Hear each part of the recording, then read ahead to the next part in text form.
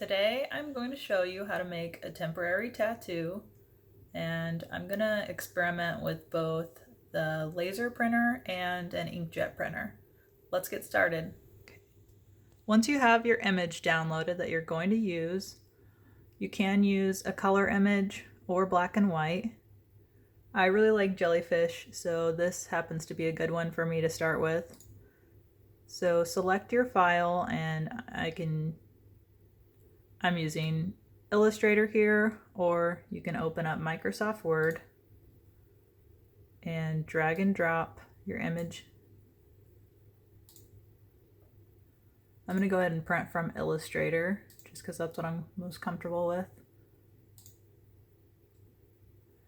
And you're going to select printer and print.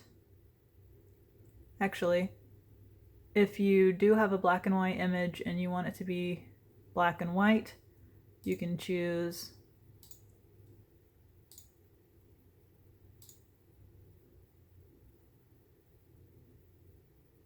in your printer preferences whether you want this to print in color or black and white.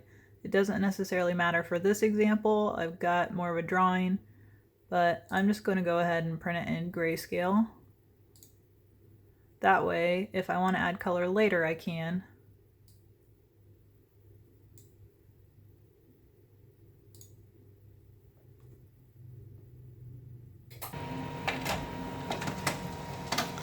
So this is the laser printer that I'm using.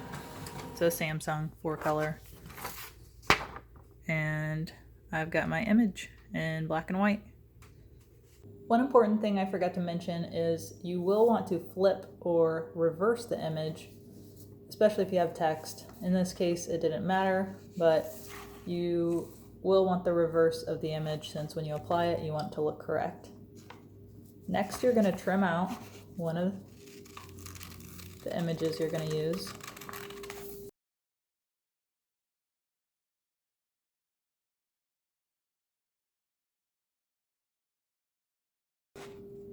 So here's my little jellyfish.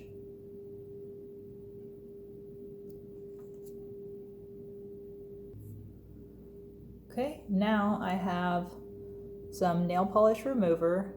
This one does have acetone in it, so you may want to try a non-acetone or acetone-free nail polish remover and a cotton swab or some kind of soaking pad. Next, you're going to apply the temporary tattoo to the location. In this case, I'm going to use my wrist. And I'm going to go ahead and soak my cotton ball.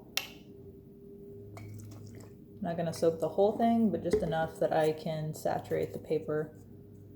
So apply, hold your paper and start pressing and soaking your paper.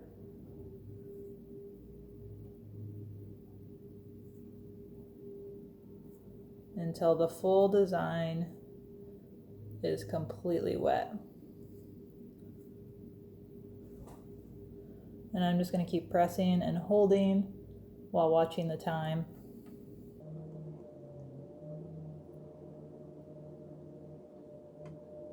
I've had this on for about 4 minutes now, and I'm going to start peeling it off and see how it turned out. There may be a little bit of paper sticking, but we can run that under some water and gently scrub it off. Let me go do that really quick. Okay, here's a close-up after I washed it off, and I'm really happy with the results. You can see the fine lines showed up, and now we can color it with markers or some watercolor. If you want it to last a little bit longer, I've seen some other videos that use baby powder and then lightly spraying it with hairspray. So those might be some good tips to help it last longer. This time I'll be using a Canon inkjet printer, which is more of a water-based ink, to see how it turns out. So this one has a scanner. Instead of printing from my computer, it's going to be easier just to make a copy in black and white.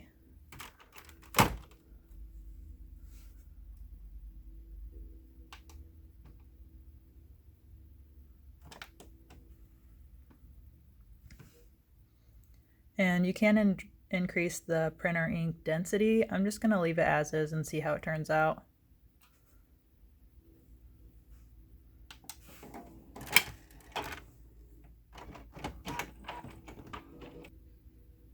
Here's the print result from the inkjet.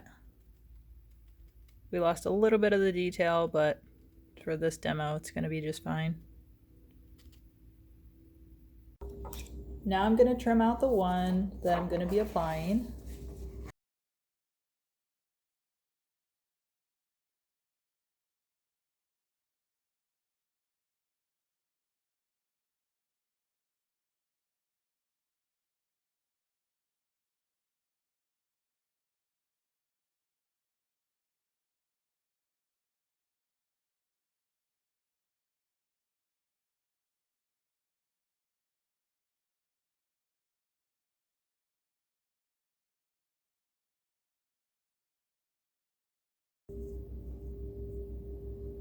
Okay, I'm going to apply this sort of like a yin-yang about there.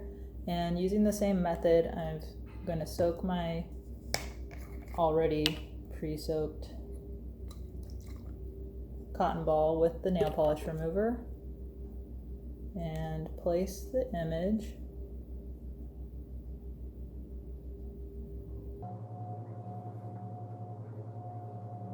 For the laser version, you could pre-soak that with water if you wanted, but you want to make sure the nail polish remover is strong enough to help remove the image.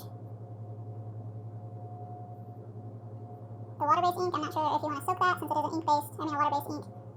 It might wash it off before you even get it applied.